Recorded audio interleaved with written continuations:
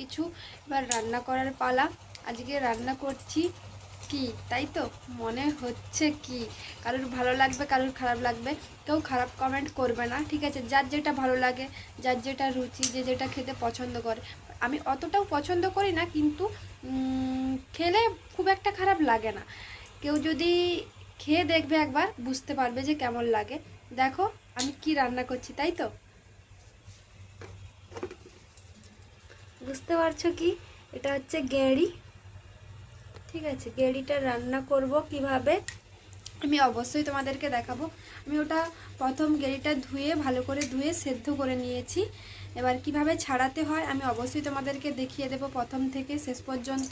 তোমরা ভিডিওটাতে চোখ রাখো, অবশ্যই জানতে পারবে কিভাবে রান্না করতে হয়। আমি কিভাবে রান্না করব সেটাও দেখাবো। দেখো কিভাবে ছাড়াই। এবার দেখো আমি একটা সেফটি পিন নিয়ে নিয়েছি।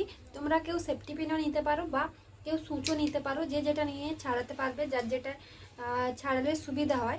আমি সেফটি পিন নিয়ে নিয়েছি আর সেদ্ধ করে নিয়েছি। দেখো গেঁড়িটা খুব ভালো করে সেদ্ধ করে নিয়েছি। খুব ভালো করে সেদ্ধ করতে হবে যাতে উঠে যায়। এইভাবে এটা তুলে নিতে হবে। তুলে এটাকে খুব ভালোভাবে পরিষ্কার করে ছাড়াতে হবে। যারা যারা পারো না ছাড়াতে, দেখো আমি দেখিয়ে দিচ্ছি।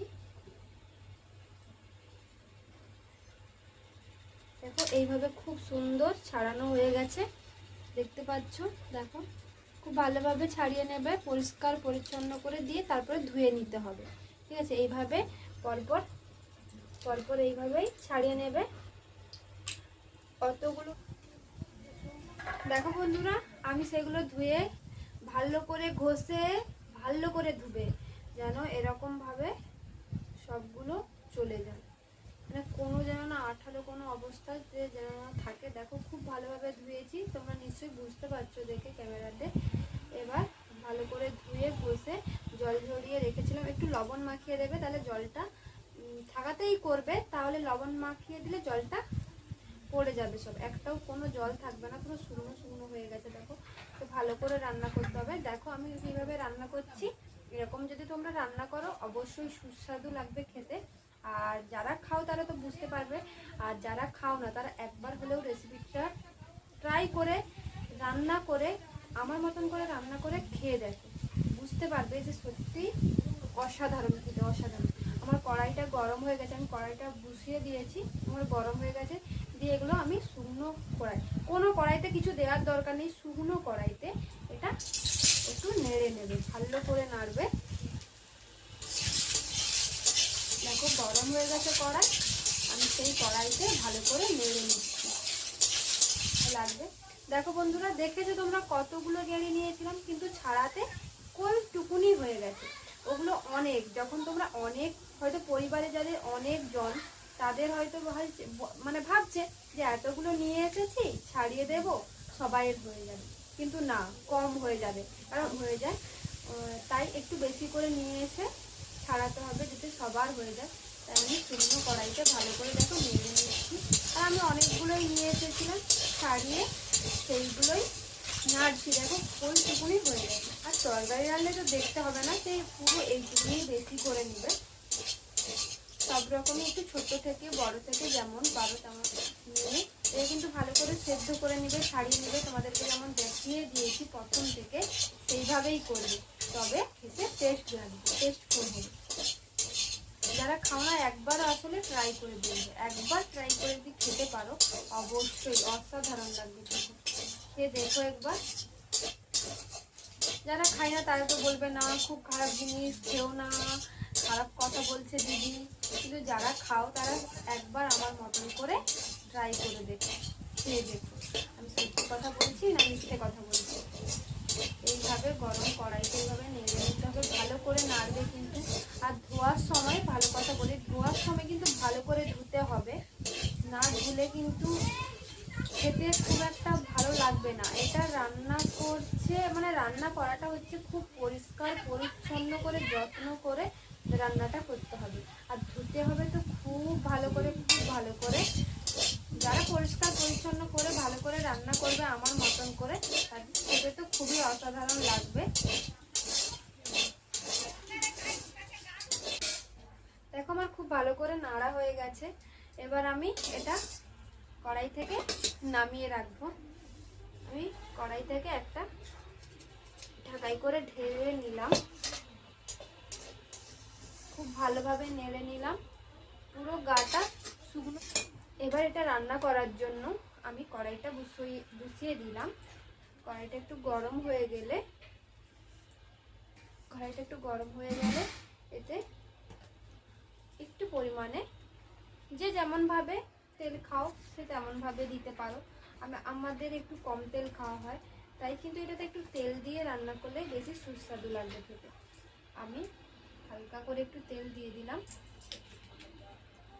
দিয়ে দেখো, এটা রান্না করার জন্য আমি আলু কেটে রেখেছিলাম আগে থেকে, লবণ মাখিয়ে রেখেছিলাম যাতে ভাজাটা খুব ভালো করে হয়। আমি তেল দিয়ে গরম হয়ে গেছে খুব ভালোভাবে, আর আমি একটু তেলও দিয়ে দিয়েছি। দিয়ে আমি আলুগুলো দিয়ে দিচ্ছি। আলুগুলো খুব ভালোভাবে ভাজা করে নেবে যাতে সেদ্ধটা খুব ভালোভাবে হয়ে যায়।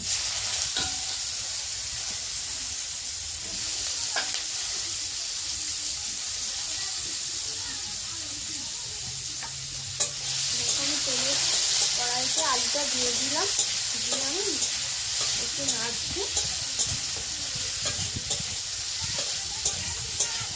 এই তেলেই ভালো করে আলুগুলো যেন সেদ্ধ হয়ে যায়, এমনভাবে ভাজবে যেন সেদ্ধটা হয়ে যায় খুব ভালোভাবে। আমি আলুগুলো দিয়ে দিচ্ছি কড়াইতে। দিয়ে আমি এটা একটু পরিমাণ মতো, কড়াই নাকি আলু ভাজতে নেই বা আলু আমাদেরকে নাড়তে নেই, তাই আমি একটু পরিমাণে হলুদ দিয়ে দিলাম। এটা না দিলেই নয়, সেরকমভাবেই দিলাম। একটু পরিমাণে হলুদ দিয়ে আমি এবার আলুগুলোকে খুব ভালোভাবে নেড়ে নিই।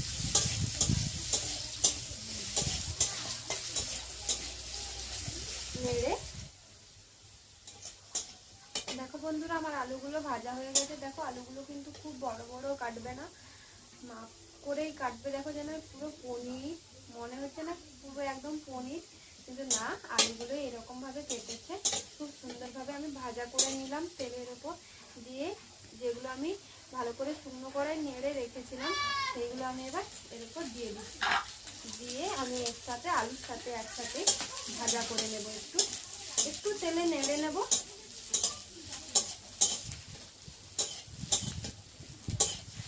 দেখো বেশি নাড়বো না, তাহলে একটু শক্ত শক্ত মতন হয়ে যাবে, তাই আমি কম নেড়েই এবার আমি নামিয়ে নেব।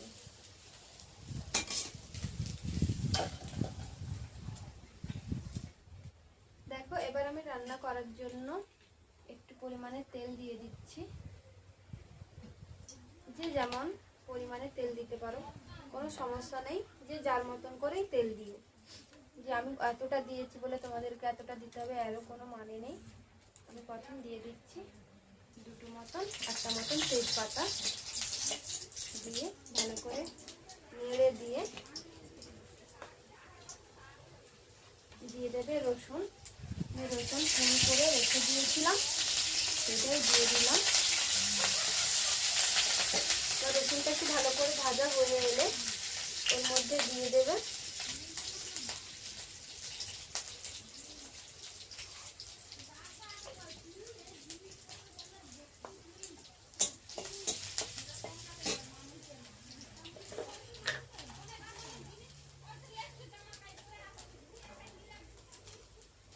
একটু পরিমাণে জিরে আর সমরা, আমি একটু করে নিয়ে নিয়েছি, সেইগুলোই দিয়ে দিলাম। এটা একটু ভালো করে ভাজা হয়ে এলে ওতে দিয়ে দেবে পেঁয়াজ। একটু বেশি করে পেঁয়াজ দিলে ভালো লাগবে, খেতে ভালো লাগবে, টেস্ট হবে। একটু বেশি করেই পেঁয়াজ আমি দিয়ে দিলাম। দিয়ে আমি এটা নাড়তে থাকবো। যতক্ষণ না ভালো করে ভাজা হবে ততক্ষণ নাড়তে থাকবে।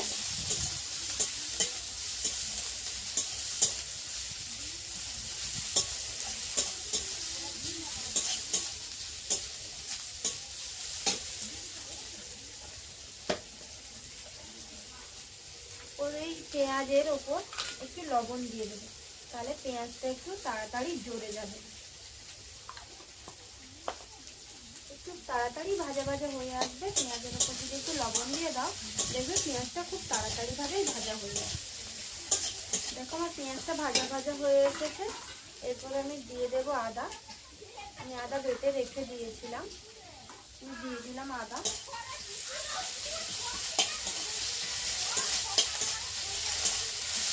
এমন কোনো কিছু দিইনি যেটা কেউ রান্নাঘরে পাবে না, ঠিক আছে? এমন জিনিসই দিলাম যে যে যার মতন বাড়িতে রান্না করে খাওয়ার জন্য, মানে বাড়িতে এগুলো সবাই বাড়িতে ফ্যামিলিতে থাকবে, কারোর থাকবে না এরকম নয়, সবাই থাকবে। একবার হলেও এই রান্নাটা করে খেয়ে দেবে, দেখবে খুব খেতে টেস্টি লাগবে। দেখো আমি আদাটা দিয়ে দিয়েছি, দিয়ে ভালো করে তেলে নেড়ে নিলাম। দিয়ে আমি আরেকটু তেল দিয়ে দেবো, আদাটা তাহলে একটু ভালো করে তেলে,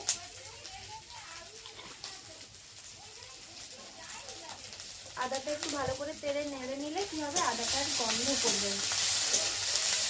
সব জিনিসের একটু একটা গন্ধ থাকে না, সেটাই আর করবে না। আমি আদাটাকে ভালো করে তেলে নেড়ে নিলাম। দেখো এরপর আমি দিয়ে দেবো এরপর আমি দিয়ে দিচ্ছি লঙ্কার গুঁড়ো। যে যার ঝাল মতন স্বাদ মতন ভাবেই লঙ্কা দেবে। যে আমি এতটা দিলাম, আমরা তাহলে কি এতটাই দেবো না, যে যার স্বাদ মতন। আর জিনিসটা কতটা, তার উপর তো ডিপেন্ড করবে কতটা মশলা কীরকম দেবে। আমার জিনিসটা কম, আমি জিনিসটা কম করেছি, তাই মশলাটা একটু কম দিয়েছি। তোমরা যদি ওটা যদি একটু বেশি করে, মানে গ্রেভিটা যদি একটু বেশি কারোর বাড়িতে, সে তাহলে কী করবে, একটু বেশি করে মশলাটা করবে। এই মশলাটা করার পর একটু লঙ্কা দেওয়ার পর একটু জল দিয়ে দিলাম, দিয়ে আমি লঙ্কাটাকে একটু নেড়ে নিচ্ছি।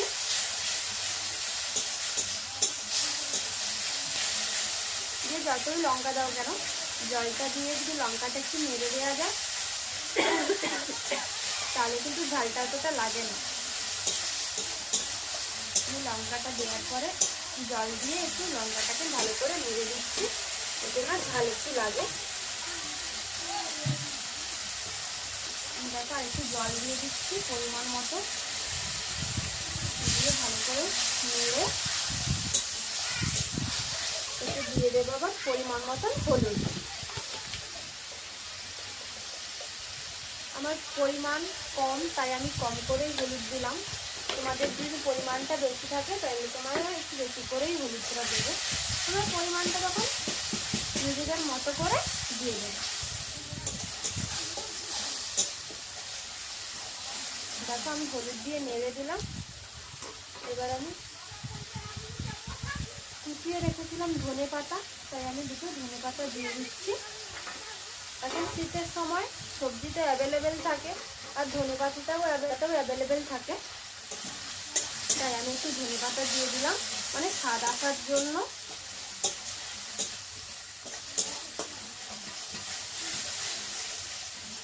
স্বাদ আনার জন্য একটু ধনে পাতা দিয়ে দিলাম।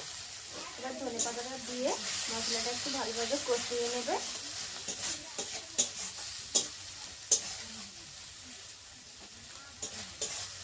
দেখো আমার খুব ভালোভাবে কষা হয়ে গেছে মশলাটা। এবার আমি সেই যে ভাজা করে রেখেছিলাম আলু আর গেঁড়ি, সেইগুলো এবার দিয়ে দেব। দেখো দিয়ে খুব ভালোভাবে মশলার সাথে মাখিয়ে নেবে, নেড়ে নেবে, খুব ভালোভাবে নাড়বে।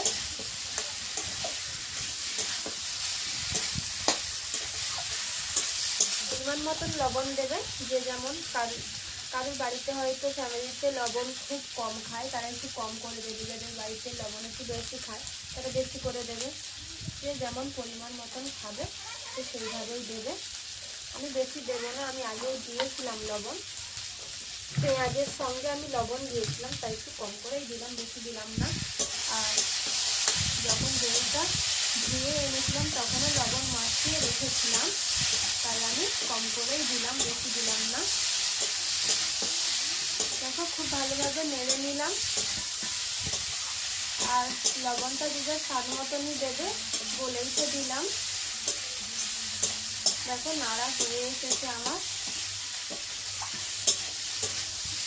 বেশি করে নাড়লে কি হয়, একটু টেস্টটা বেশি হয়। নাড়লে মশলাগুলো সব ওর ভেতরে যাবে, তবে তো টেস্টটা খুব ভালোভাবেই আসবে। দেখো খুব ভালোভাবেই নেড়ে নিলাম। দেখো দেখতে কত সুন্দর লাগছে না, মনে হচ্ছে না মাংস মাংস, একই ব্যাপার। দেখো দেখতে খুব অসাধারণ লাগছে। দেখো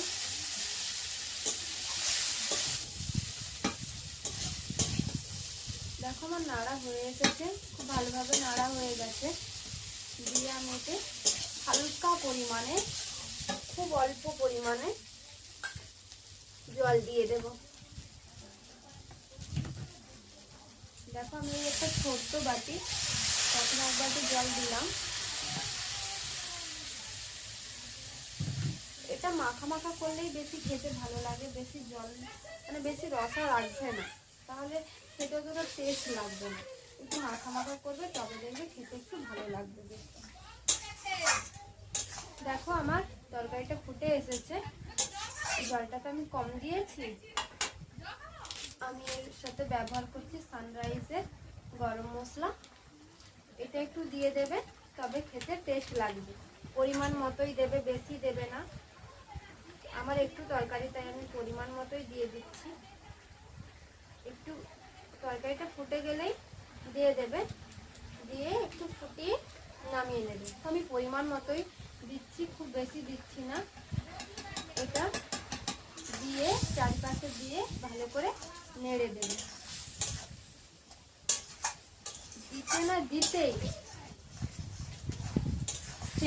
সেন্ট বেরিয়ে গেছে, দিতে না দিতেই সেন্ট বেরিয়েছে।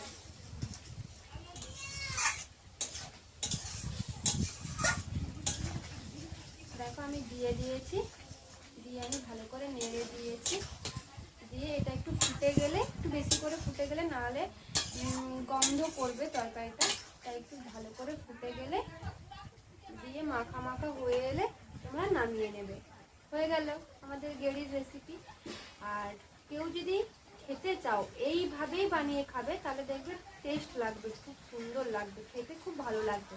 আর যদি আমার এই রেসিপিটি তোমাদের ভালো লেগে থাকে, তোমরা আমার চ্যানেলটি আর লাইক কমেন্ট শেয়ার করবে বন্ধুদের সাথে, তোমার পরিবারের সকলের সাথে শেয়ার করবে, আর পরিবারের সবাইকে নিয়ে আমার এই রেসিপিটি দেখো, দেখবে দেখতে খুব ভালো লাগবে। আর একবার ট্রাই করে খেয়ে দেখো, আমার লাস্ট কথা, একবার আপাতত ট্রাই করো, খেয়ে দেখো কেমন লাগছে, তারপরে আমাকে কমেন্ট করে জানিও। আজকের মতো এইখানেই, দেখা হচ্ছে নেক্সট ভিডিও।